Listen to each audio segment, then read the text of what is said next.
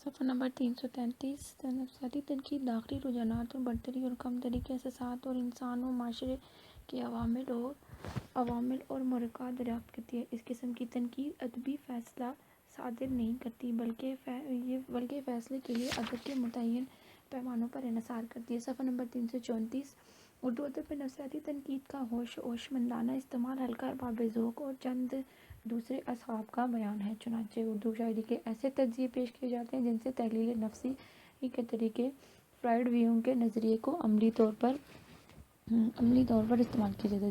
چیدہ نفسیاتی نقاد یہ ہیں: میرا جی نفسیاتی تنقید کی ابتدائی نقوش، جن کی کتاب اس میں نظم میں تجزیاتی مطالعوں اور مشرق و مغرب کے نغمے کے مضامین سامنے آئے ہیں۔ میرا جی کی نظم کا ابلاغ کا جتنا مسئلہ درپیش ہے، اس کی تنقید میں اتنی پیچیدگی نہیں۔ انہوں نے تخلیقات کے ذریعے اس زندگی کو دریافت کیا جو تحلیل کے ارتکاز سے مرتب ہوئی ہے، اور اس نے انہیں قدیمی دیو مالا اثر و عمل جدیدیت دور کی تخلیقات میں تلاش کیا۔ انہوں نے فرانسیسی اور مغربی ادیبوں میلارے، بوائر اور پنڈی داس سیفو ودیاپتی جیسے قدیم شعراء کا تنقیدی عقد کی رہنمائی کا سر انجام دیا ہے، اور نہ صرف عملی تنقید کے اعلیٰ نمونے پیش کیے ہیں بلکہ فرائیڈ کے مطالعے کی روشنی میں اردو کے نفسیاتی ادبستان کی تنقید کو بھی داغ پر ڈالی ہے۔ ریاض احمد کی انفرادیت اس بات میں ہے کہ انہوں نے ادبی تنقید کو سائنسی عمل بنا دیا ہے۔ ریاض احمد کی کتاب تنقیدی مسائل کی بہت حد تک نفسیاتی تنقید کے ذیل میں آتی ہے۔ انہوں نے نفسیات کا مطالعہ ریاضیات سے کیا اور تنقید میں اس مطالعے کو بڑی محبت اور خوش اسلوبی سے استعمال کیا۔ ادبی مسائل کی زیارتیں اور دریائے قیوم نظری میں ایک مطالعے کی نظری اور عملی تنقید میں نفسیاتی سے ادبی کے داخل کو تلاش کرنے کے اور تخلیقات کے عقب میں جھانکنے کا کام کیا ہے۔ صفحہ نمبر 335 محمد حسن عسکری نفسیاتی تنقید کا ایک معتبر نام ہے۔ ان کی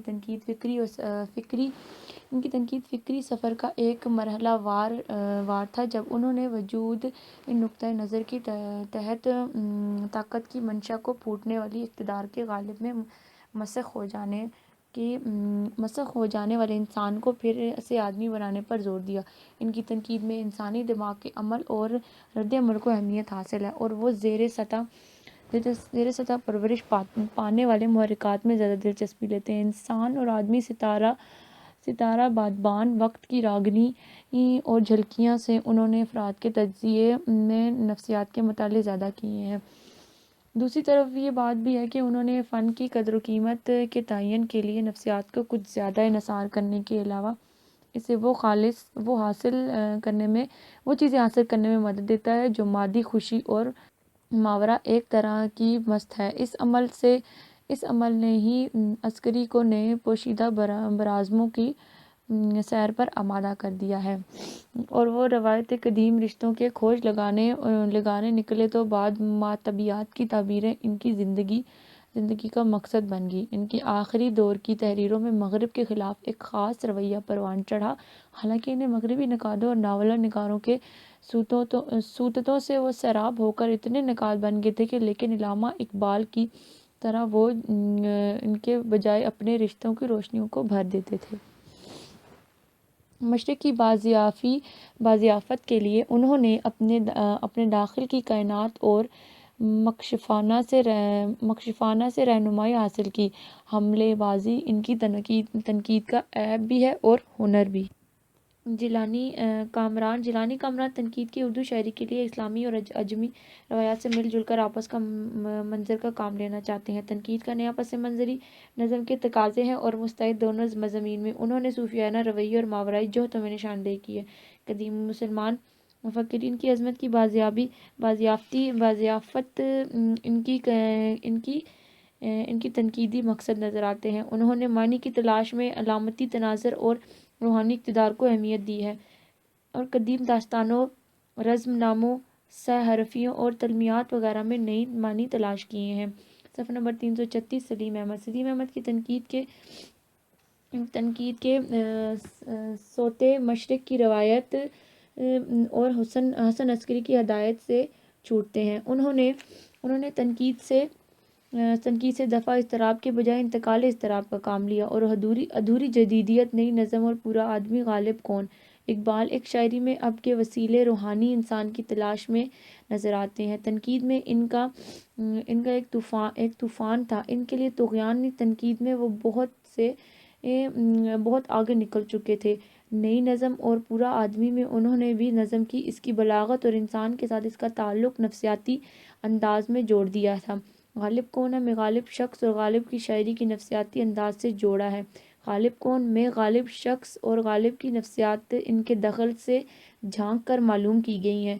ان کا اسلوب کبھی کبھی نفسیات کی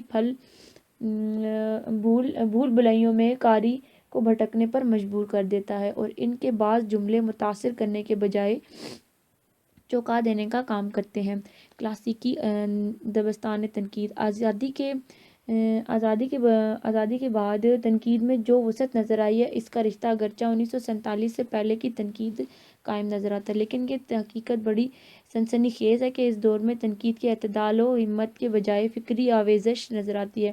اس قسم کا پہلا نظریہ تصادم، ترقی پسند اور ادیبوں، پاکستان میں نئے قومی تقاضوں کی پہچان کرانے والے ادیبوں کے درمیان عمل میں آیا ہے، اور تنقید نہ صرف سماجی رنگ آمیز آ گئی ہے بلکہ بہت سے مسائل کو سیاسی اینک سے دیکھنے کی صحیح بھی کی گئی ہے، جس میں مناظر کی غذا پیدا ہوئی ہے۔ کلاسیکی ادب کا مطالعہ اور شعراء میں میر و غالب اور اقبال کی تفہیم و تدبیر اس دور کا ایک صحت مند رجحان ہے۔ صفحہ نمبر 333 ڈاکٹر تنقیدی دبستانوں کے حوالے سے بھی لکھا گیا ہے۔ کلاسیکی دبستان تنقید کے چند اہم یہ ہیں: ڈاکٹر سید عبداللہ۔ آزادی کے بعد سید عبداللہ نے تنقید کو اپنا میدان بنا لیا۔ میر ولی سے تقدیر میر ولی سے اقبال تک، وجی سے عید الحق تک، سر سید احمد خان اور ان کے نامور رفقا، اور اردو ادب کی ایک صدی لطیف نثر اور طیف اقبال کے علاوہ بہت سی تنقیدی کتابوں میں انہوں نے اپنی تنقیدی نظریات کو کھول کر بیان کیا۔ ان کی تنقید ان کے سماجی عمل اور روحانیت کا جزو ہے۔ ان کی تنقید کا مزاج کلاسیکی ہے، ان میں اسلام اور پاکستانیت خون بن کر دوڑتی ہے۔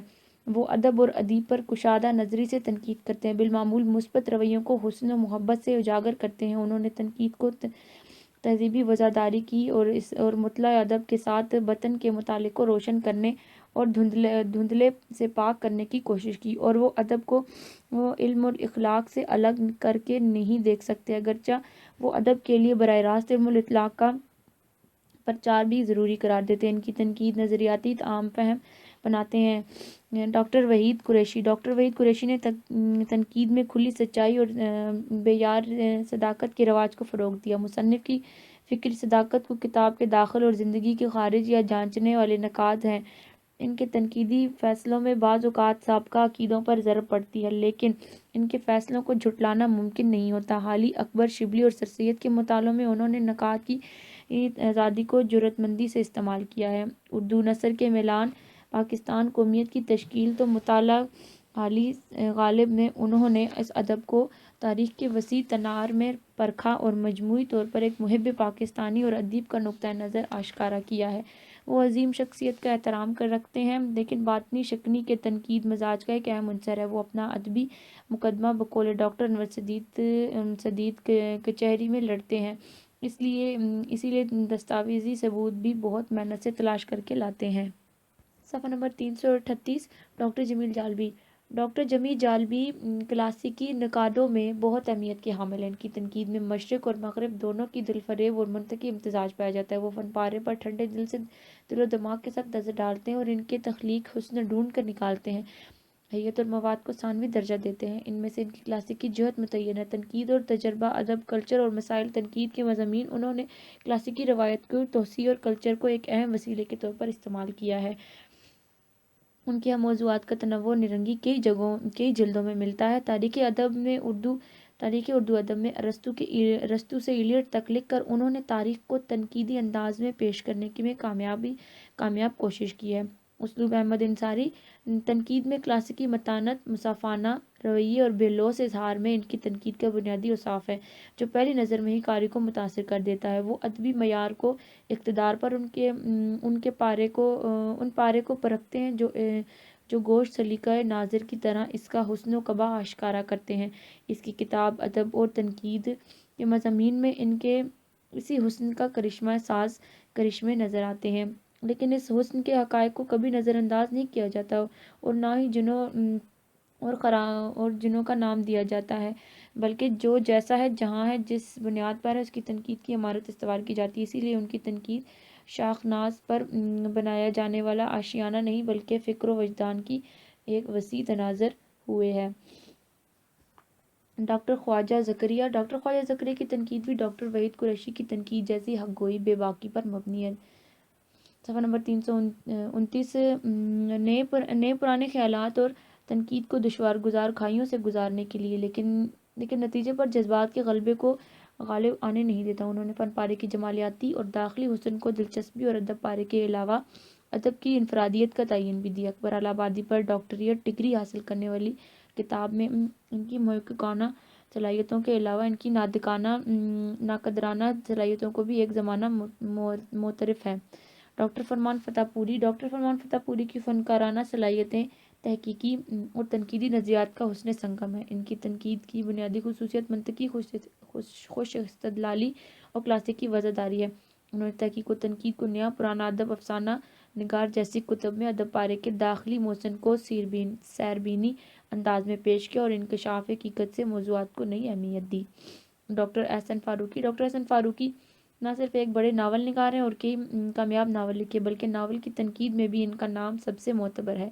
اس کے علاوہ مرثیے کی تنقید کے ذریعے بھی شہرت پائی لیکن شاعری کی دیگر اصناف کی طرف وہ زیادہ توجہ نہ دے سکے۔ ان کی تنقید پیمانہ خود ساختہ اور مزاج احساسی تھا، وہ چمکتے بھی تھے اور بھڑکتے بھی تھے اور یہی وجہ ہے کہ وہ ناول آنگن توصیف اور آگ کا دریا کی تکذیب میں توازن قائم نہ رکھ سکے۔ اس حقیقت سے انکار ممکن نہیں کہ اپنی کلیت کے باوجود انہوں نے خرد افروزی کی حمایت کی اور مباحث میں الجھن کر دانشوری روایت کو فروغ دیا اور ناول کی تاریخ میں اردو میں تنقید، فریب نظر، مرثیہ نگاری اور میر انیس انہوں نے تاثراتی اور نفسیاتی تنقید کے ذریعے ان موضوعات کے فروغ میں اہم کردار ادا کیا۔ صفحہ نمبر 340 انشائیہ کا ارتقاء۔ انشائیہ کیا ہے؟ مبادیات یا فنی لوازم۔ انشائیہ کا ارتقاء 1947 سے پہلے، انشائیہ کا ارتقاء 1947 کے بعد۔ مجموعی جائزہ۔ انشائیہ کیا ہے؟ انشائیہ کے فنی لوازمات کیا ہیں؟ انشائیہ کی تعریف کرتے ہوئے اسے عموماً مضمون کی ایک قسم بتایا جاتا ہے، لیکن انشائیہ مضمون سے کس طرح مختلف ہے یہ جاننے کی ضرورت۔ ایک فرانسیسی نقاد انشائیہ کو ایک ڈھیلی ڈھالی سی صنف بتایا ہے، اسے ذہنی ترنگ کا نام دیتا ہے۔ انگریزی ادب میں انشائیہ جسے کوئی صنف نہیں، سودے یعنی لائف ایزی کی ایک قسم ہے۔ فرانسیسی نقاد مائیکل ڈی موئیتن نے سب سے پہلے لائف ایسے کی بنیاد رکھی۔ لائف ایسے عام مضمون میں سے اس طرح مختلف تھا کہ اس کی فضا ہلکی پھلکی، طنز و مزاح سے مزین اور سبک تھی، کسی بھی مضمون کی ساخت سے پہلے طے شدہ ہوتی تھی۔ اس سے پہلے ابتدا، پھر موضوع کی وضاحت، پھر آخر میں نتیجہ پیش کیا جاتا تھا۔ اس کے برعکس انشائیہ کی ابتدا، وسط اور انتہائی کی کوئی قید نہیں ہوتی تھی۔ یہ سردی کی راتوں میں آگ گرد بیٹھے ہوئے چند من چلے نوجوانوں کے گفتگو کی مانند ہے جس میں موضوع کی وسعت سے بات نکلتی ہے اور دور جا پہنچتی ہے۔ انشائیہ ایک غیر رسمی تحریر ہے۔ انشائیہ معمولی چیزوں کے غیر معمولی پہلوؤں کو دریافت کرتا ہے۔ بقول ڈاکٹر انور سدید، انشائیہ زندگی کے موجود مظاہر، تجربات اور معمولات کو آزادی، خوش خیالی اور زندہ دلی سے دیکھنے اور اس کے انوکھے گوشوں کو نثر کی تخلیقی اسلوب کی کفایت لفظی کی غیر رسمی انداز، دوستانہ ماحول میں پیش کرنے سے عبارت ہے۔ مبادیات یا فنی لوازم۔ انکشاف ذات انشائیہ کا ایک لازمی عنصر ہے۔ صفحہ نمبر 341 مشاہدے کو اپنی ذات میں ضم کر کے تجربے کی شکل میں قاری کے سامنے پیش کرنا انکشاف ذات ہے۔ ادب تخلیق کرنے کے لیے سب سے پہلے اپنی ذات کی طرف دیکھنا پڑتا ہے۔ مشاہدہ کائنات کی اولین شرط مشاہدہ ذات ہے۔ انکشاف ذات کے حالے سے مشکور حسین اپنے انشائیہ میں فرماتے ہیں، انشائیہ میں انکشاف ذات کا مسئلہ اہم ترین مسئلہ ہے، اہم ترین اس لیے کہ انکشاف ذات کے بغیر کوئی ادیب ایک حرف نہیں لکھ سکتا۔ تسلسل خیال، مضمون اور تخلیقی مقالے کے برعکس انشائیہ کسی کڑے نظم و ضبط کا متحمل نہیں ہوتا، اور یہ واحد صنف ہے جس میں انشائیہ نگار ادھر اسے ادھر مسرت کی کشید کرنے کے لیے زندگی کو مختلف زاویوں سے دیکھتا ہے۔ انشائیہ ذہن کی آزاد ترنگ ہے اور اس میں خیال کی رو بھی بے تکان ہے، جس سمت چاہے اڑان کر سکتی ہے۔ انشائیہ میں ادیب موضوع کی دوڑ کو اپنے ہاتھ میں رکھتا ہے، لیکن خیال کی پتنگ یوں اڑاتا ہے کہ ہوا میں ہر چار جانب لپکتی جائے۔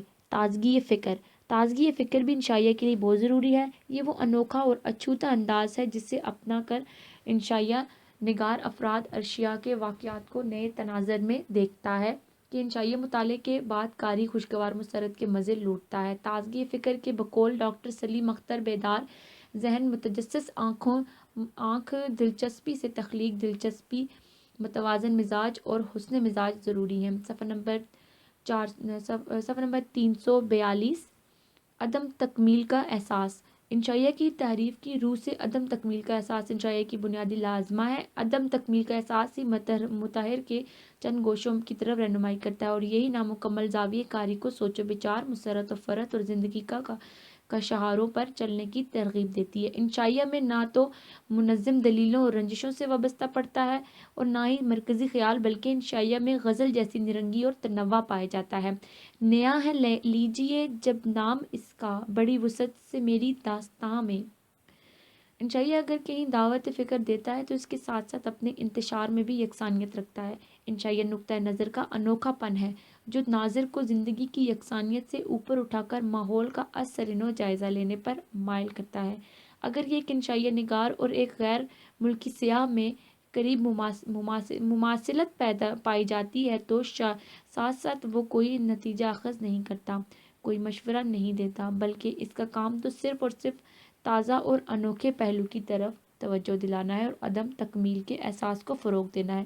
غیر رسمی انداز تحریک کے انشائیہ کو تخلیقی اور تنقیدی مضامین سے الگ کرتا ہے، یعنی انشائیہ کے لیے غیر رسمی انداز سے آشنا ہونا چاہیے۔ انشائیہ نگار کو یہ شرف حاصل ہے کہ وہ غیر رسمی انداز میں قاری کو اپنا رازداں سمجھ کر سب کچھ کہہ دے۔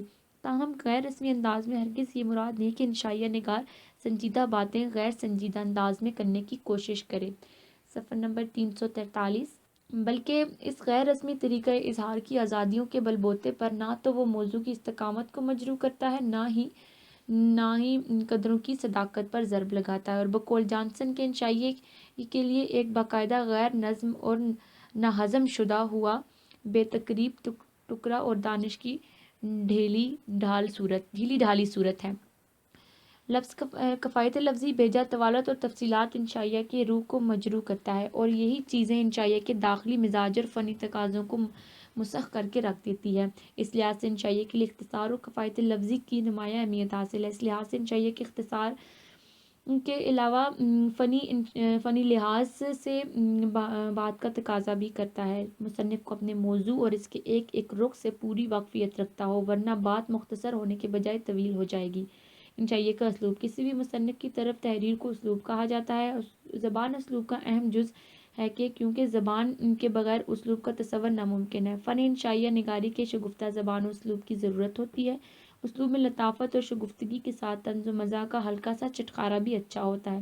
ڈاکٹر احمد سدید فرماتے ہیں، انشائیہ نگاری ہوئی شائستہ زبان کا عمل ہے، اسی لیے کمزور یا اسپاٹ زبان اسے مناسب معاونت فراہم نہیں کرتی۔ انشائیہ کا بنیادی وصف اختصار ہے، لہٰذا انشائیہ نگار کا یہ کمال ہے کہ وہ ایسے لفظ کا استعمال زیادہ کرے جو زیادہ وسیع مفہوم کے حامل ہوں اور امامیت کی خصوصیت پیدا کرنے کی اہلیت رکھتے ہوں۔ صفحہ نمبر 344 انشائیہ کا ارتقاء 1947 سے پہلے۔ انشائیہ کے ابتدائی نقوش قدمہ کے ہاں نظر آتے ہیں، مثلاً مولا وجہ کی سبرس، غالب کے خطوط کے چند ٹکڑے، مضامین کی سر سید بوالکلام آزاد کی کتاب غبار خاطر کے کچھ حصے میں کرشن چندر کے چند مضامین انشائیہ کی خوبیاں دیکھی جا سکتی ہیں۔ بعض ناقدین و محققین دیگر اصناف ادب کی طرح انشائیہ کو بھی مغرب سے درآمد شدہ صنف سمجھتے ہیں، لیکن بعض کا خیال یہ ہے کہ یہ صنف ہماری اپنی ہے، کیونکہ جس زمانے میں بیکن اور مویسن نے مغرب کے انشائیہ لکھنا شروع کیا تھا، اسی زمانے میں ملا وجی نے بھی انشائیہ نما تحریریں لکھنی شروع کر دی تھی۔ ملا وجی اردو وہ اپنی کتاب انشائیہ 25ویں میں فرماتے ہیں، ملا وجی اردو انشائیہ کا بابا آدم ہے۔ جس وقت عالمی ادب میں انشائیہ کی صنف نے جنم لیا، کم بیش وقت ہمارا انشائیہ بھی عالم وجود میں آیا۔ گویا جاوید نے ملا وجی کی کتاب کے سبرس کو اردو انشائیہ کا آغاز قرار دیا، لیکن اس میں ہم رائے مطابق سبرس جائزہ لیتے ہیں تو موصوف اتفاق کرتے ہیں، کیونکہ اولاً یہ سبرس طبع ذات کتاب نہیں بلکہ ترجمہ و تالیف ہے۔ صفحہ نمبر 344۔ دوم یہ کہ صوفیانہ تمثیل ہے، اس میں تصوف کے اسرار و رموز کو بیان کیا گیا ہے، اس میں پند و نزاع، تعریف، توسیع و تنقید و تشریح کے کھلے دفتر ہیں۔ اس تناظر میں جاوید صاحب کا دعویٰ غلط ہے۔ اردو میں لفظ انشائیہ بطور صنف انشائیہ آغاز سے تقریباً 1944 میں ہوا۔ اس سے قبل انشائیہ کے لیے مضمون اور ایسے کی اصطلاح استعمال ہوتی تھی۔ یہی وجہ ہے کہ ہمارے اکثر ناقدین نے انشائیہ اور مضمون کے فرق کو نہ سمجھتے ہوئے ان دونوں کو آپس میں گٹمٹ کر دیا اور اس صنف سے متعلق شدید غیر ادبی معرکوں میں جنم لیا۔ حالانکہ انشائیہ اور عمومی مضمون میں واضح فرق پایا جاتا ہے۔ مضمون نگاری کی تاریخ میں سب سے پہلا نام ماسٹر رام چندر کا ہے۔ اب سوال یہ پیدا ہوتا ہے کہ کیا ان کے مضامین انشائیہ کے ذیل میں آتے ہیں؟ صفحہ نمبر 345۔ اس باب میں خواجہ احمد فاروقی اور محترمہ سیدہ جعفر کی آراء کو مد نظر رکھ کر بات آگے بڑھاتے ہیں۔ خواجہ احمد فاروقی اپنے مضمون فن اور تنقید میں لکھتے ہیں، انہوں نے اردو کو مضمون یعنی ایسے سے روشناس کرایا۔ اس کے ساتھ وہ یہ بھی لکھتے ہیں کہ انہوں نے سر سید احمد خان کے رسالہ تہذیب الاخلاق سے بھی پہلے تقریباً 1845 میں رسالہ قواعد الناظرین میں خیر خواہ ہند نکالے۔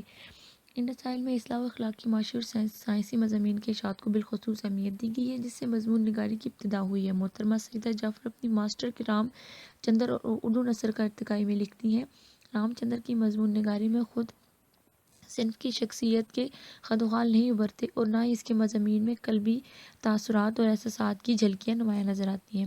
رام چندر جس موضوع پر بحث کرتے ہیں ان کا ہر پہلو ان کی نگاہ کے سامنے ہوتا ہے۔ ان کی نظر عام تر جزیات کا احاطہ کر لیتی ہے، لیکن رام چندر کے مضامین میں وہ لمحے بہت کم دکھائی دیتے ہیں۔ ان کی آراء کی روشنی میں ہم یہ کہہ سکتے ہیں کہ ماسٹر رام چندر اردو کے اولین مضمون نگار ہیں۔ یہ مضامین اصلاحی نقطہ نظر کے سامنے رکھ کر لکھے گئے ہیں، اسی لیے اسے انشائیہ کہا جا سکتا ہے۔ یہ انشائیہ کے داخلی مزاج سے مبرابی ہیں، لیکن ان میں داخلیت کی بجائے اقلیت پسندی اور استدلال کا رنگ غالب نظر آتا ہے۔ اردو انشائیہ نگاری کی تاریخ میں ایک اہم نام سر سید احمد خان کا بھی ہے۔ ڈاکٹر عبدالعبادت بریلوی، نذیر صدیقی اور ڈاکٹر ظہیر الدین مدنی نے انہیں اردو کا اولین انشائیہ نگار قرار دیا ہے، جبکہ ڈاکٹر وزیر آغا، ڈاکٹر سلیم اختر وغیرہ نے اس بات میں اختلاف کیا ہے اور بتایا کہ سر سید پہلا انشائیہ نگار نہیں ہے بلکہ مضمون نگار ہے۔ اس سلسلے میں ڈاکٹر وزیر آغا کی تنقید اور احتساب میں لکھتے ہیں، سر سید کے بعض مضامین کے بارے میں کہا جائے کہ ہم انہیں انشائیہ کے تحت شمار کر سکتے ہیں، لیکن میری دانست میں ایسا کرنا درست نہیں، کیونکہ سر سید کے بیشتر مضامین میں ایک تو سنجیدہ مباحث کا اندازہ ملتا ہے جو کہ انشائیہ میں نہیں ہونا چاہیے، دوسرے انداز بیان میں شگفتگی نہیں جو انشائیہ کا بنیادی وصف ہے۔ صفحہ نمبر 346۔ تیسرے مضامین میں سر سید نے اپنی ذات کے کسی نامعلوم گوشے کو عریاں کرنے کے بجائے خارجی زندگی کے واقعات اور مسائل کو سامنے لایا ہے۔ انشائیہ کے حوالے سے اس دور کے ایک اور نام مولانا محمد حسین آزاد کا ہے۔ آغا محمد باقر عبادت بریلوی اور ڈاکٹر آدم شیخ نے محمد حسین آزاد کی تحریروں کو انشائیہ نگاری کے اولین نمونے قرار دیا۔ ڈاکٹر عبادت بریلوی نے آزاد کے نرنگ خیال کے مضامین کو انشائیہ کہا ہے۔ وہ فرماتے ہیں کہ ان میں انشائیہ کا ایسا انداز نظر آتا ہے جس سے اردو زبان اب تک آشنا تھی، لیکن انشائیہ کی تعریف پر آزاد کے مضامین بھی کلی طور پر پورے نہیں اترتے، البتہ ان میں جزوی طور پر ایک ایسی خصوصیت موجود ہے جو انشائیہ کے لیے ضروری ہوتی ہے، لیکن ان میں انکشاف کا ذات انکشاف ذات کا عنصر مفقود ہے اور اس میں بے تکلفی اور غیر رسمی انداز میں بھی نہیں ملتا، اور سب سے بڑھ کر یہ کہ مضامین میں تبادلات نہیں ہیں بلکہ انگریزی مضامین کے تراجم ہیں۔ اس کے بعد عبدالحلیم شرر کی تحریروں کو انشائیہ قرار دیا گیا ہے، لیکن شرر کے ہاں شاعرانہ اور عاشقانہ انداز کے غلبے کی وجہ سے انشائیہ کے لوازمات مجروح ہو گئے ہیں۔ انشائیہ کا ارتقاء 1947 کے بعد۔ ڈاکٹر وزیر آغا اردو کے جدید ترین انشائیہ نگاروں میں ڈاکٹر وزیر آغا کا نام مستقل اہمیت رکھتا ہے۔ انہوں نے اردو کو باقاعدہ انشائیہ نگاری کا آغاز کرنے، انشائیہ نگاری کو ایک تحریک بنانے اور اس صنف کے خد و خال واضح کرنے کے سلسلے میں جو نمایاں خدمات انجام دی ہیں، ان کے پیش نظر بعض لوگوں نے انہیں اردو کا پہلا انشائیہ نگار بھی کہا ہے، مثلاً مشتاق احمد یوسفی۔ اگر یہ کہا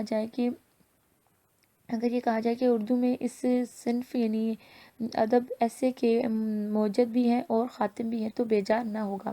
مشتاق احمد یوسفی کی رائے میں جو مبالغہ ہے اس کی وضاحت ضروری نہیں، خصوصاً وزیر آغا کو انشائیہ کا خاتم کہنا محل نظر آتا ہے۔ غالباً یہ مشتاق احمد یوسفی کی اسی مبالغہ آمیز رائے کا رد عمل ہے جب مشکور حسین یاد کے انشائیوں کا مجموعہ جو ہر اندیشہ شائع ہوا، احمد ندیم قاسمی کے مشکور حسین یاد کو انشائیہ کا موجد قرار دیا۔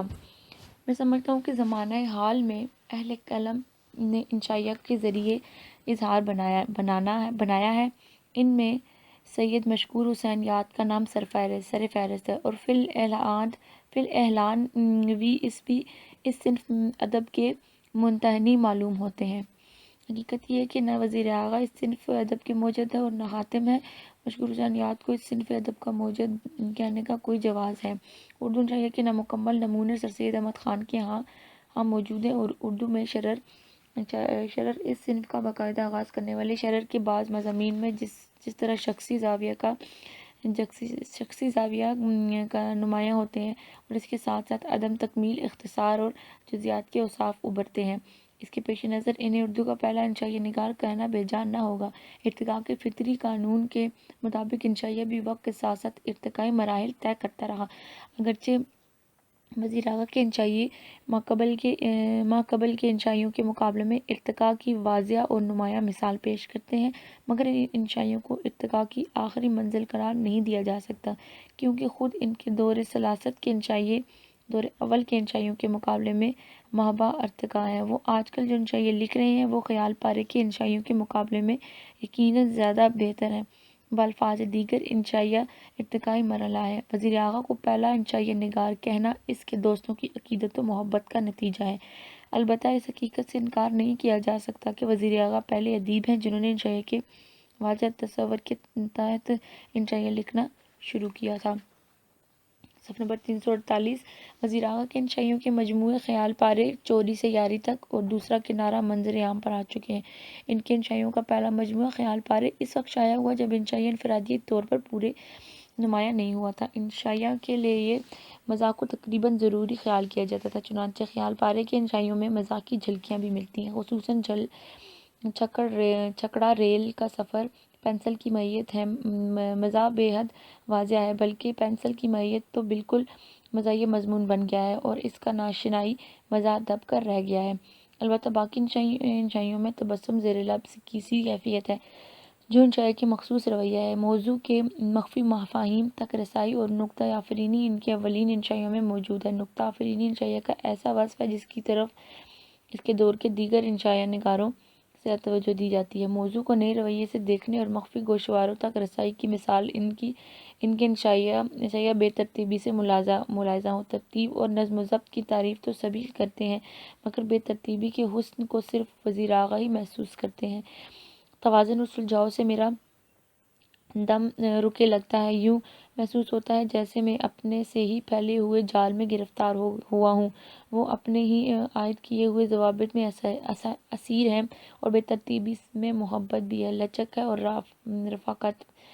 وزیر اعلیٰ کے انشائیوں کا دوسرا مجموعہ چوری سے یاری تک اس دور میں سامنے آیا جب انشائیہ کو سنجیدہ مضامین سے الگ کرنے کا رجحان پیدا ہوا، مگر اسے طنز و مزاح مضامین کے ساتھ گڑبڑ کرنے کا رجحان بھی باقی رہا۔ شاید اس رجحان کو ختم کرنے کے لیے یہ وزیر آغا نے ایسے انشائیہ لکھے ہیں جن میں شوق و مزاح کے بجائے تبسم زیر لب کیفیات ہیں۔ چوری سے یاری تک کے انشائیوں کے مزاح کے بارے میں ایک ہلکا سا تبسم اور شوخی کے بجائے سنجیدگی نمایاں ہے۔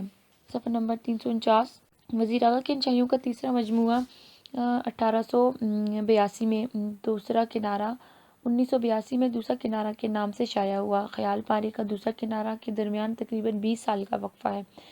20 سال کی مدت کے دوران ان کے انشائیہ نگاری نے ارتقاء کی جو منزلیں طے کی ہیں، ان کا انداز وہ ان مجموعوں کے مطالعے سے بخوبی لگایا جا سکتا ہے۔ خیال پاری کے انشائیوں میں ایک ایسے شخص کی تصویر ابھرتی ہے جو جستجو کے سفر پر نکلا ہوا ہے، چنانچہ وہ ہر چیز کو تجسس کی نظر سے دیکھتا ہے اور چیزوں کے بطون میں چھپے معنی تک رسائی حاصل کرنے کی کوشش کرتا ہوا دکھائی دیتا ہے، اور جب اشیاء کی حقیقت کو کوئی جھلک دیکھ لیتا ہے تو متغیر رہ جاتا ہے۔ چوری سے یاری تک کا انشائیہ نگار اشیاء کی حقیقت جان لینے کے بعد سوچ و بچار کی تفکر کی طرف مائل نظر آتا ہے۔ اب وہ اشیاء کی حقیقت جان لینے کے بعد متغیر ہونے کے بجائے ان کا تجزیہ کرتا ہوا محسوس کرتا ہے۔ دوسرا کنارہ انشائیہ نگار چیزوں کو دیکھتے ہی اس کی تہہ تک پہنچ جاتا ہے، اور وہ اس حقیقت کو جان گیا ہے کہ انجمن تو ذات کے اندر ہے، کہیں باہر نہیں۔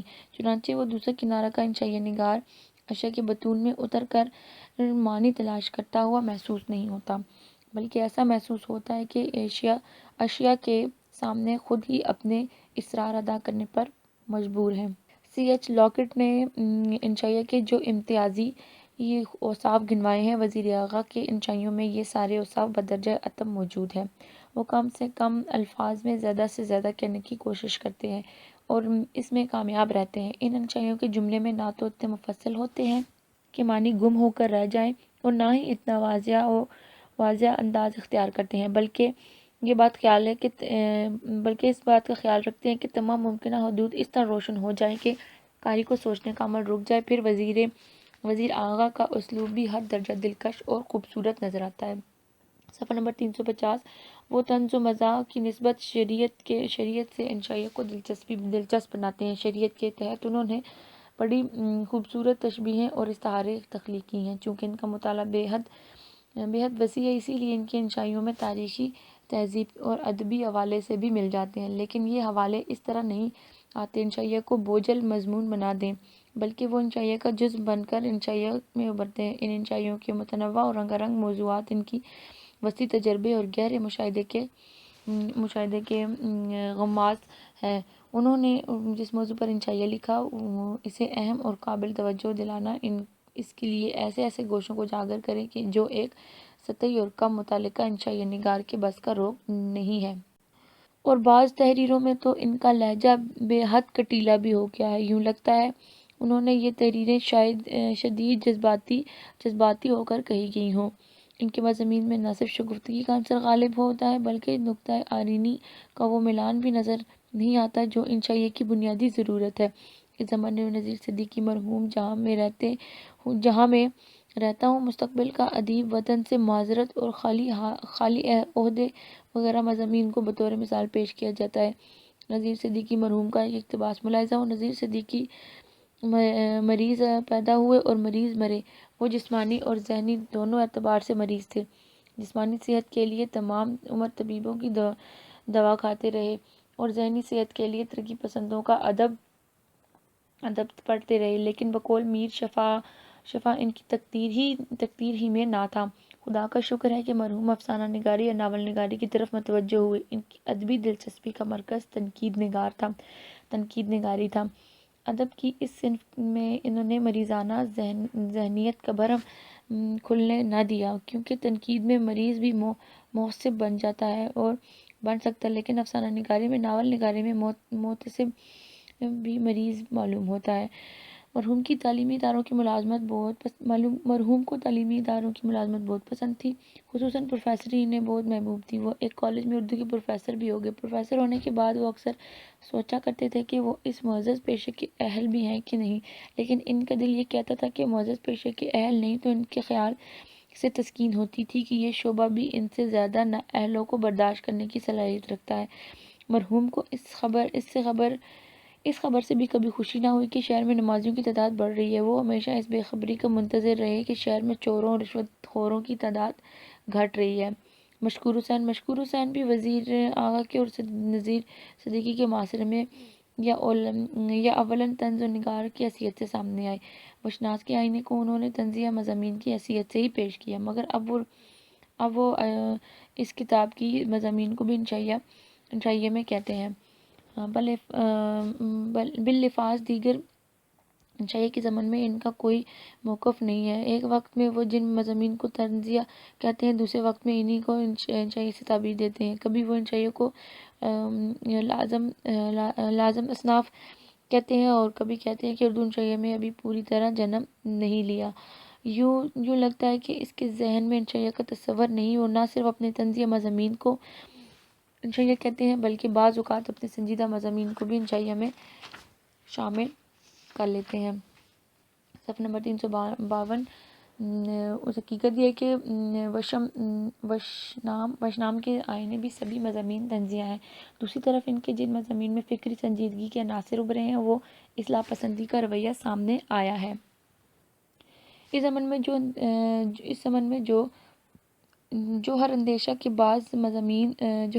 بعض مضامین خصوصاً انسانی معاشرہ اور کردار اور آزادی کے درد وغیرہ بطور مثال پیش کیے گئے ہیں۔ اصل انشائیہ ان کی دونوں رویوں کے مابین ہوتا ہے، یعنی اس میں اسلوب کی وہ گفتگی سامنے آتی ہے جو بعض اوقات محض بے ساختگی کا دوسرا نام ہے، اور ساتھ ہی اس میں فکری بالیدگی اور نکتہ چینی آفرینی جو اجاگر ہوتا ہے، وہ سامنے کی پیش پا افتہ چیز کا خیال میں چھپے ہوئے مفہوم کو سامنے لانے کا ایک کاوش ہے، اور انہیں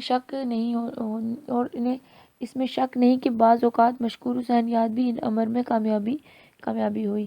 گزشتہ صفحات میں اردو کے جن تمام انشائیوں نگاروں کا ذکر کیا گیا ہے، وہ انشائیہ کے حوالے سے مختلف رجحانات رکھتے ہیں۔ مختلف 3 رجحانات رکھتے ہیں۔ نذیر صدیقی انشائیہ میں سنجیدہ بات کو غیر سنجیدہ انداز میں پیش کرنے کے علاوہ طنز و مزاح کے اوصاف سے بہت زیادہ کام لیتے ہیں، جس کے سبب ان کے انشائیہ طنزیہ مضامین اور روایات سے جا ملتے ہیں۔ مشکور حسین یاد بھی انشائیہ میں طنز و مزاح کے اوصاف کو بروئے کار لاتے ہیں، مگر ان کی انشائیوں میں مجموعی تاثر ایک نہیں۔ بعض اوقات ان کا تاثر طنز و مزاح سے قریب ہوتا ہے اور بعض اوقات سنجیدہ۔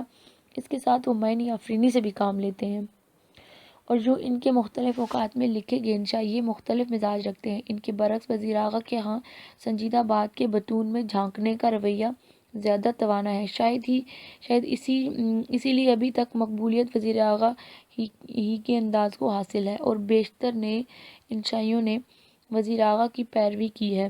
چنانچہ مشتاق قمر، جمیل آذار، سلیم آغا، کز لباش، انور سدید، غلام جیلانی، رام لال نبھوری، کامل قادری، اکبری حمید اور عراقی کے دیگر انشائیہ نگار انہی کے انداز میں انشائیے لکھ رہے ہیں۔ مشتاق قمر وزیر آغا کے موقف کو پذیرائی بخشنے والے انشائیہ نگاروں میں پہلا نام مشتاق قمر کا ہے۔ ان کا انشائیوں کا مجموعہ ہم ہیں مشتاق 1970 میں شائع ہوا۔ صفحہ نمبر 353۔ مشتاق قمر کے اسلوب میں وہ کھلی کیفیت جو قاری کو آن وقت میں ہر سفر بنا لیتی ہے، اس کے برعکس ان کا اسلوب کچھ بوجھل سا معلوم ہوتا ہے۔ غالباً یہی وجہ ہے کہ انہوں نے اپنے بعض انشائیوں میں مزاح پیدا کرنے کی کوشش کی ہے تاکہ اسلوب کو سبک بار کیا جائے، مگر بدقسمتی سے مزاح نے ان کی کوئی خاص مدد نہیں کی اور ان کے اسلوب میں پڑھے جانے والے اصلاحی کو جلا نہیں بخشی۔ ان کے مزاح کا انداز کچھ اس قسم کا ہے: ایک روز کسی لمحہ خود فراموشی میں نے پلے خود کو فضا میں قلع بازی سی لگاتے ہوئے پھر ایک ٹہنی کے ساتھ لٹکتے ہوئے پایا۔ دیر تک کدو کی طرح ہوا کے ہلکے ہلکے جھونکوں پر زور ڈولتے رہے، کے بعد خود بخود زمین پر آ گرے اور کوئی وقت ضائع کیے بغیر ایک نرم سی جگہ دیکھ کر سر کے بل کھڑے ہونے کی کوشش کرنے لگے، لیکن پھر بھی ایک خلش تھی کہ قلب کو گھن کی طرح چاٹے جام تھی۔ ایک احساس کم مائیگی تھا جو مٹنے میں نہیں آ رہا تھا۔ کچھ رکھ کر بھول گیا ہوں یا شاید کچھ رکھنا بھول گیا ہوں، اور پھر جانے کیا ہوا، مجھے بس اتنا یاد ہے کہ میں ہاتھ پاؤں کے بل چلنے لگا، اور شاید گلے سے کچھ عجیب قسم کی آوازیں بھی نکالی تھیں، کیونکہ اس وقت میرے ارد گرد خاصا جھمگھٹا سا لگ چکا تھا۔ یہ سب کچھ اتنا میکانی اور لاشعوری طور پر سرزد ہوا کہ مجھے اپنے ارد گرد عورتوں، مردوں اور بچوں کی حیرت سے پھٹی ہوئی آنکھوں کا احساس تک نہ ہوا۔ اتنے میں ایک صاحب چھڑی گھماتے ہوئے میرے سامنے سے یوں بے اعتنائی کے ساتھ گزرے جیسے میری یہ عجیب و غریب حرکات جو انہوں نے بیسوں بند خدا کی رواں دواں زندگی میں تھوڑی دیر کے لیے تعطل پیدا کر دیا تھا، کسی فطری تقاضے کے عین مطابق تھیں، اور چشم زن میں کچھ اپنی بے چینی کے سارے راز ایک کر کے منعکس ہونے لگے، اور وہ بالکل اس سے پہلے انسان کی طرح جس نے ایک دن اچانک درختوں ٹہنیوں کو خیر آباد کہہ دیا ہو، سیدھا ہو کر چلنا سیکھ لیا۔ سکون کا سانس لیتے ہوئے تن کھڑا ہوا اور پھر ایک دو تین کہتے ہوئے تاروں کی سڑک پر بھگٹ بھاگنے لگا اور سیدھا چٹڑیوں کی دکان کے سامنے جا کر دم لیا۔ یہ اقتباس انشائیہ کے بجائے کسی مزاح یا مضمون کا حصہ معلوم ہوتا ہے، اگرچہ انشائیہ میں مزاح کا دخل ممنوع نہیں، لیکن جس طرح کا مزاح مشتاق قمر تخلیق کرنے میں وہ انشائیہ کے لیے موضوع نہیں۔ صفحہ نمبر 354۔ وہ انشائیہ اس قسم کا مزاح انشائیہ کے مزاح کا منافی ہے۔ اس مزاح کی مدد سے قاری کو ہنسنے کی شعوری کوشش کی گئی ہے، جو انشائیہ نگار کا منصب نہیں ہے۔ انشائیہ میں مزاح بے اتنا، بے ساختہ اور برجستہ ہونا چاہیے، مصنوعی معلوم نہ ہو۔ مشتاق کے مزاح میں آورد اور تزنا معلوم ہوتا ہے۔ مشتاق قمر کے اسلوب کا ایک نقص ہے کہ انہوں نے کفایت لفظی یعنی اختصار کے میلان کو زیادہ نہیں اپنایا، اور بعض اوقات چھوٹی سی بات بھی غیر ضروری تفاصیل کے ساتھ بیان کر دیا ہے، نیز ان کے چھوٹے اور نکتے کو ابھرنے کے لیے ضرورت سے زیادہ تمہید سطور کا سہارا لیتے ہوئے، جس کے سبب ان کے انشائیہ بھرپور تاثر نہیں چھوڑتی۔ البتہ انشائیہ میں معمولی بات کے غیر معمولی پہلو کو سامنے لانے اور تجربات یا کیفیات سے لطف اندوز ہونے سے اسے قاری تک منتقل کرنے میں انہوں نے یقینی کامیابی حاصل کی ہے۔ جمیل آذر مجموعی طور پر جمیل آذر کے انشائیہ اپنی بے ساختگی، شگفتگی، کھلی کیفیت اور موضوعات کے تنوع کے لحاظ سے قابل مطالعہ ہیں۔ ان کے اسلوب میں جو سادگی اور شگفتگی وہ قاری کو دلچسپی اور اول سے آخر تک برقرار رکھتی ہے، پھر موضوعات میں عمومی قاری کو اپنے اہمیت کا احساس دلاتی ہے اور محسوس کرتا ہے کہ مصنف اس کے دکھ سکھ میں برابر کا شریک ہو۔ غلام جیلانی اصغر کے انشائیوں کی سب سے بڑی خوبی ہے ان کا وہ مفرد اسلوب ہے جس میں مزاح کی چاشنی بطور خاص رکھی گئی ہے، تاہم مرزا کا عنصر ان کے انشائیہ مزاح پر غالب نہیں پاتا، چنانچہ اس حقیقت کے باوجود ان کے انشائیوں میں مزاح کا ایک مخصوص لہر ہمیشہ جاری و ساری رہتی ہے۔ ان کے انشائیوں کو طنزی اور مزاحیہ مضمون نہیں کہا جا سکتا۔ صفحہ نمبر 325۔ جو لوگ انشائیہ کی مزاح میں موجودگی پر اصرار کرتے ہیں، ان کے لیے غلام جیلانی اصغر کے انشائیہ مشعل راہ ہیں۔ غلام جیلانی کا اصغر کا مزاح اتنا بے ساختہ اور برجستہ ہے کہ اس میں آورد اور تزنا کا گمان نہیں ہوتا۔ کہیں قاری بے ساختہ ہنس پڑتا ہے، لیکن عموماً اس کا مزاح مسکراہٹ ہی کو جنم دیتا ہے اور قہقہ لگانے کی نوبت نہیں آتی۔ چنانچہ ان کے اسلوب کی یہ صنف خاص ہے کہ اس کی اہمیت میں اضافے کا سبب ہے۔ ڈاکٹر انور سدید اگرچہ بنیادی طور پر نقاد ہیں اور اسی حیثیت سے پہچانے جاتے ہیں، مگر ذکر اس پریوش کا اشاعت کے بعد وہ انشائیہ نگاروں کی صنف میں بھی شامل ہیں۔ ان کی انشائیوں کی سب سے بڑی خوبی ان کا پرکشش اسلوب نگارش ہے، جو شریعت سے مملوء ہے۔ غالباً اسی حقیقت کے پیش نظر جمیل آذر نے بھی اس رائے کا اظہار کیا ہے کہ بحیثیت محقق نقاد انور سدید جتنا سخت، بے باک، جرأت مند، تند اور بے رحم حق گو ہے، بحیثیت انشائیہ نگاری وہ اتنا ہی لطیف اور نرم اور سبک خرام ہے۔ انور سدید کے شگفتہ اسلوب نگارش کا انداز اقتباس سے بخوبی لگایا جا سکتا ہے۔ ایک عرصے تک تو میں بھی ان غفلت چار لوگوں کے ہجوم میں شامل رہا ہوں، جنہیں اس بات کا احساس تک نہیں کہ صبح ہوتی ہے تو نوزائیدہ سورج سنہری کرنوں کی بارش کس طرح کرتا ہے۔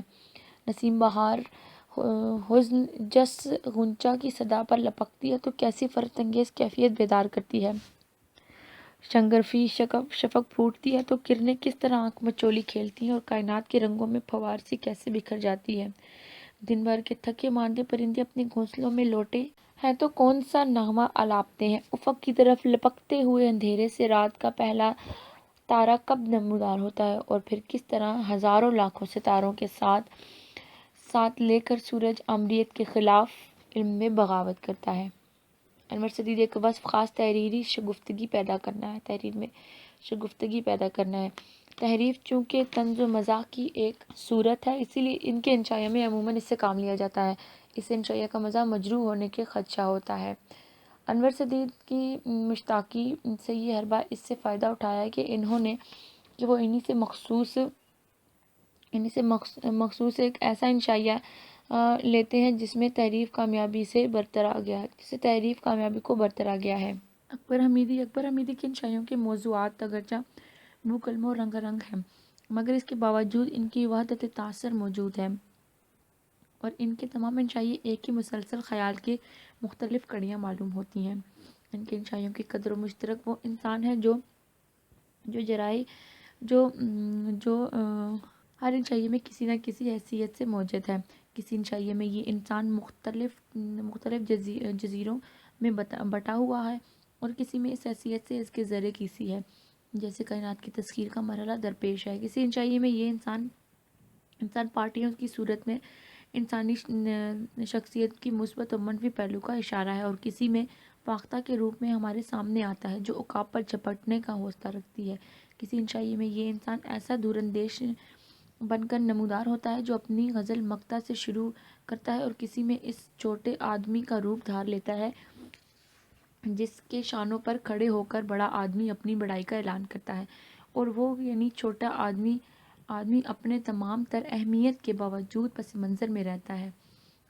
کہیں یہ اپنے باطن میں چڑیا گھر کا نمونہ پیش کرتا ہے اور کہیں گھنٹہ گھر کی صورت میں وقت کی علامت بن جاتا ہے۔ لہٰذا یہ کہنا غلط نہ ہوگا کہ اکبر حمید کے مختلف موضوعات کو انسان کے بطون سے دریافت کرنے کی کوشش کی گئی ہے کہ انسان ہی اس کائنات کا مرکزی نقطہ ہے۔ اکبر حمید نے اپنے مشاہداتی تاثرات کو ذات اور کائنات کے حوالے سے جس انداز میں پیش کیا ہے، اس میں وہ ایسے شخص کی صورت میں ہمارے سامنے آتے ہیں جو حالات و واقعات پر صرف رواں تبصرہ کرنا کافی نہیں سمجھتے۔ صفحہ نمبر 358۔ ان کا تجزیہ کرنا بھی محسوس کرتا ہے۔ وہ صرف محسوس ہی نہیں کرتا بلکہ سوچتا بھی ہے۔ اس کی سوچ اور شعائیں جبکہ اس کے خیالات کو احاطہ نور میں گردش کر دیتی ہیں اور معنی کی نئی پرتیں کھلتی چلی جاتی ہیں۔ محمد یونس بٹ کے انشائیوں کا مجموعہ بھی چاخندہ کے نام سے شائع ہوا۔ چاخندہ یونس بٹ کے تخلیقی سفر کا نقطۂ آغاز ہے۔ یہ آغاز خاصا حوصلہ افزا ہے۔ چلنا، ڈرنا، سستی یا بے قاعدگی، امید، ٹیلی فون اور بس کے سفر ایسے انشائیے ہیں جو اس کے ابتداء سفر کو کامیابی سے ہمکنار کرنے میں معاون ثابت ہوتے ہیں۔ یونس بٹ کے انشائیوں کے مطالعے سے اندازہ ہوتا ہے کہ جب ان کے ذہن میں کوئی خیال آتا ہے تو وہ اس پر مزید غور و فکر کرنے اور اس کے مختلف پہلوؤں کو گرفت میں لینے کے بجائے جلدی سے اس کاغذ پر منتقل کر دیتے ہیں، جس کے بعد ان کے انشائیے تشنہ رہ جاتے ہیں۔ اگر وہ ایک خیال کے بعد دوسرے خیال کے پیچھے بھاگنے کے بجائے اسی خیال یا نکتہ کے ممکنہ پہلو پر غور و فکر کرنے کی عادت اپنا لیں تو ان سے ان کے انشائیوں کی قدر و قیمت میں مزید اضافہ ہو جائے گا۔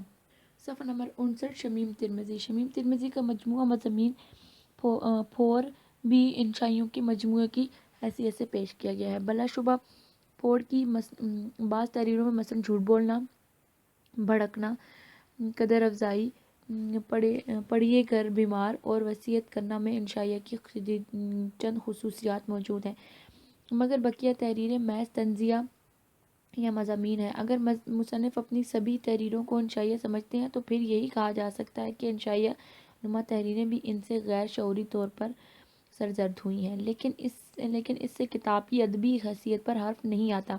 طنزیہ مضامین کا ہمارے ادب میں ایک مقام مکزم ہے اور طنز و مزاح کے نگاروں کو اس بات پر چی بری نہیں ہونا چاہیے کہ ان کے مضامین انشائیہ تسلیم نہیں کیے جاتے۔ رشید احمد گریچہ کی کتاب سوچ زاویے کی بعض تحریریں طور پر انشائیہ کی حدود میں داخل ہو جاتی ہیں، مگر تخلیقی اعتبار سے ان کی سطح زیادہ بلند نہیں ہے، کیونکہ وہ ابھی تک لفظی مناسبت کے دائرے میں مقید ہے۔ اگرچہ ان کے بعض انشائیوں میں خیال آفرینی کا عنصر بھی موجود ہے، مگر یہ خیال آفرینی اتنی سنجیدگی، بوجھل پن کا احساس ہونے لگتا ہے تاہم تمباکو نوشی اور آئینہ دیکھنے میں کسی حد تک پرشگفتگی سنجیدگی اس کے امتزاج کو بروئے کار لانے میں کامیاب رہتے ہیں، اور انشائیہ کی بنیادی خوبی ہے کہ آئینہ دیکھنے کا اقتباس ملاحظہ ہو۔ انسان کی خود پسندی آئینے کے سامنے اجاگر ہوتی ہے۔ آپ نے شاہی قلعے لاہور میں شیش محل دیکھا ہوگا، دیواروں سے لے کر چھت تک چھوٹے چھوٹے بڑے شیشوں سے مزین ہے۔ اگر آپ اس کے کمرے میں چلے جائیں تو آپ کو اپنی ہی ذات ہر جگہ عکس ریز نظر آئے گی۔ معلوم یہ ہوتا ہے کہ پرانے زمانے کے بادشاہ خود اعتمادی سے محروم خود پسند لوگ تھے۔ ان کو خود پسندی کے بین و دلیل ہارور کا شیش محل ہے، جہاں تک وہ اپنی ذات کے ہزاروں روپ دیکھتے ہیں۔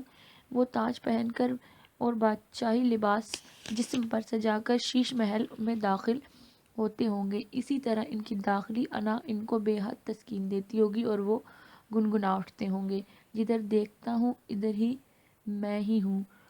جن انشائیہ نگاروں کے مجموعے شائع نہیں ہوتے، ان میں ارش میر، طاق جامی، محمد اسد اللہ، حامد برگی، محمد اقبال انجم اور جان کشمیری قابل ذکر ہیں، جبکہ نئے لکھنے والوں میں راجہ محمد ریاض رحمان، محمد اسلام تبسم، اظہر ادیب، اظہر سلیم مجوکا، تو امجد طفیل رضی الدین رازی اور رنا تقی کے نام سے شامل ہیں۔